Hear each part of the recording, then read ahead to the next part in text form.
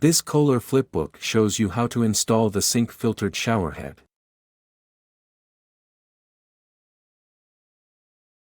Run water to flush debris. Apply the provided sealant tape to the threads of the shower arm. Install the showerhead using the provided wrench.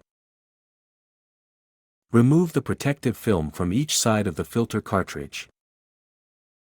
Rinse the filter cartridge with water for 1 minute before installing. Remove the spray face from the showerhead.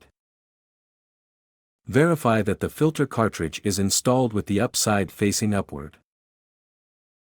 While holding the filter cartridge in the showerhead, install the spray face to the showerhead. Press in and turn until the two marks align. Turn the ring on the showerhead to set the month that the filter cartridge is installed. Replace the filter cartridge every 6 months. Thank you for choosing KOHLER.